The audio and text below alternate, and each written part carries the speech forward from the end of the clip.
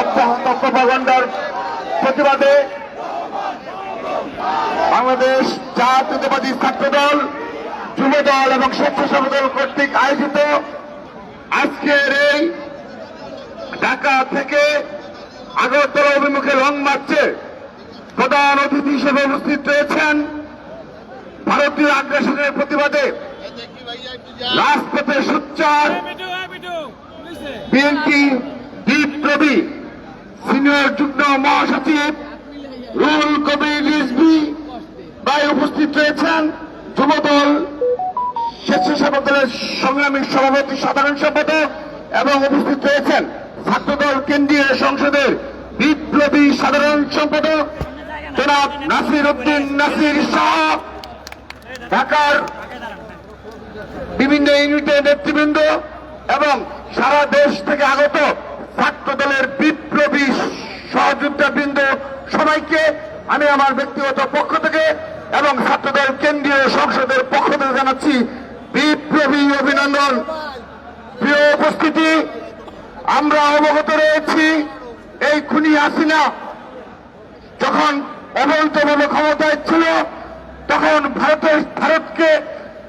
ভারতের নিকট বাংলাদেশকে হস্তান্তর করেছে, এ ধরনের বক্তব্য আমরা শীর্ষ পর্যায়ে থেকে পেয়েছি।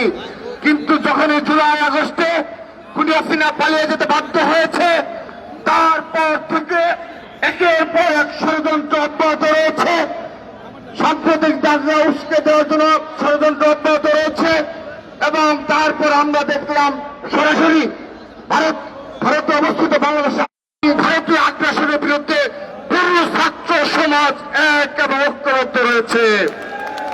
আমরা আশ্বস্ত করতে চাই বাংলাদেশের সকল ছাত্র সংগঠন বাংলাদেশ জাতীয় ছাত্র দলের নেতৃত্বে ভারতীয় আগ্রাসনের বিরুদ্ধে সকল পরিবেশ মোকাবেলা করার জন্য সম্পূর্ণরূপে আমরা প্রস্তুত রয়েছি। আমরা আশ্বস্ত করতে চাই এই খুনি হাসিনার যত ষড়যন্ত্র রয়েছে এই ফ্যাসিস্ট হাসিনার বিরুদ্ধে এবং তার দূষণের বিরুদ্ধে আমরা এক এবং ঐক্যবদ্ধভাবে ঢাকা বিশ্ববিদ্যালয় সহ বাংলাদেশের সকল ক্যাম্পাসে আমাদের মধ্যে সামান্যতম কোনো বিভেদ নেই। সেজন্য সতর্ক হওয়ার আহ্বান জানাচ্ছি, বিশেষ করে ভারতীয় সরকারকে।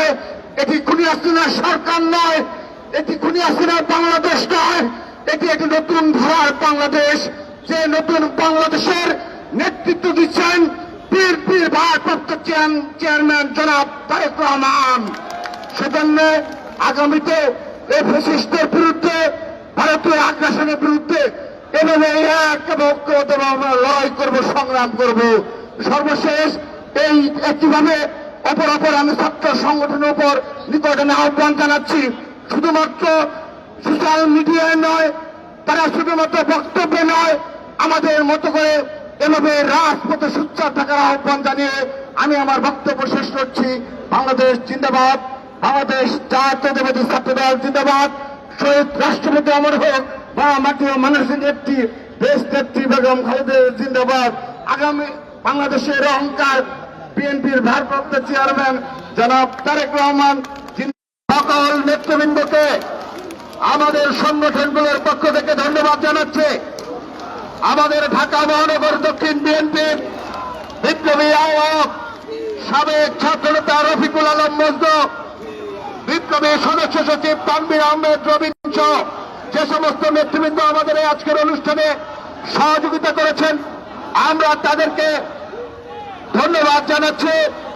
ঢাকা মহানগর উত্তর বিএনপির বিপ্লবী আহ্বায়ক জনাব আমিনুল হক এবং বিপ্লবী সদস্য সচিব জনাব মোস্তফা জামান সহ যারা আমাদের এই আজকের অনুষ্ঠানে সর্বাত্মক সহযোগিতা করেছেন, আমরা ধন্যবাদ জানাচ্ছি। উত্তর বিএনপির যুগ্ম আহ্বায়ক এস এম জাহাঙ্গীর